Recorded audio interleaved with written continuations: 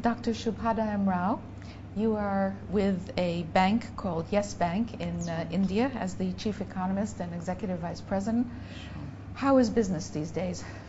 Oh, I think for India, business did get disturbed for a while thanks to the global meltdown. But I think fairly quickly, due to government's, stimulus as well as the Reserve Bank of India's stimulus, we have been able to get back on track fairly quickly. And I think business, if not, I can't say that it's as usual, but it's improving by leaps and bounds. So as far as the banking sector is concerned, we have seen a limited dent in our overall growth prospects. We have seen a short-term correction, but I think largely we have been able to overcome those, be it the credit growth, be it asset quality stress.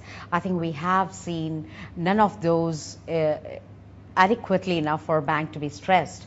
I think we have done fairly well in terms of protecting our growth, in improving our growth prospects. So overall, I think for India economy as a whole, banking sector in particular, and in Yes Bank, I think we have been able to see a smarter growth turnaround than other economies in the region. What brings you to Dubai? Well, I think it's the event awaited, which is the real estate event every year that is held. This time around, of course, the interest has been more so because most of the regions across the globe are seeing correction. Some have been able to overcome a lot of it, but some are still in the phase of correction.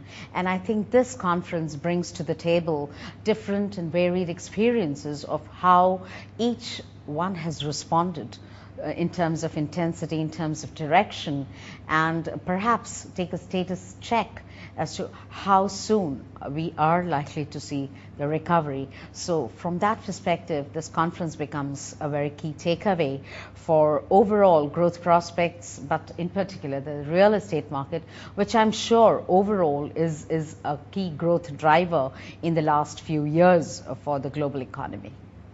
What are your impressions now after a few hours? I know you arrived to the conference only today.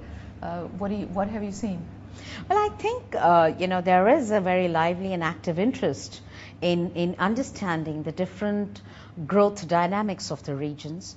I think this afternoon session we saw emerging markets as being the focus area of discussion. I could definitely say that India and China do receive special attention because globally I think investors have found that in terms of growth prospects, in terms of return to investment prospects, these two economies hold greater promise in the months to come and in the years to come. So clearly, between the different countries of the emerging markets, I would think these two countries have evinced special interest from investors. So all said, I think it needs to be a holistic approach.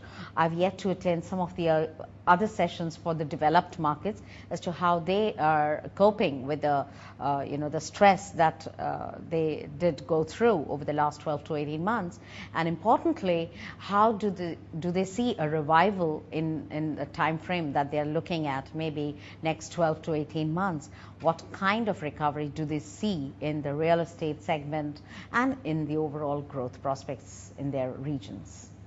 In terms of foreign investment in India, one hears always that tremendous possibilities, huge population, very capable people and so on, high education. But at the same time, one hears a lot about government regulations, laws and so on, which are not quite yet ready for 21st century foreign investment. How do you see that? Well, admittedly, India was perhaps late in allowing the foreign investment into the country. Foreign direct investment, particularly in the housing and the real estate segment, I would say was initiated, especially the investments from funds was initiated as recently as in 2005. So clearly from that perspective, we have been the late entrants in the global investor marketplace. But I would think that the current government that has come to power is very appreciative indicative of the fact that housing and real estate become the key drivers for growth, as they have the most number of forward and backward linkages with the industry domestically.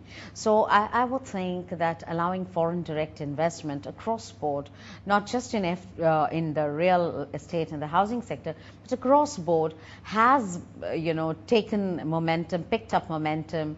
And if I were to quote the latest statistics, which were of the last quarter, I think foreign investment flows, both the portfolio and the direct investment flows, have touched a $15 billion, which to my mind is some kind of a test that risk appetite is returning, and they continue to see India as an attractive growth destination with prospects of improving governmental facilitation for investments.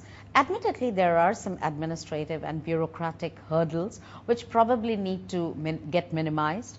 You need some more single window clearances. But I would think the way forward is more positive, and perhaps we would be able to attract the foreign direct investment, maybe to the scale of what China has been able to. It's a matter of time, but I do see those prospects improving each day.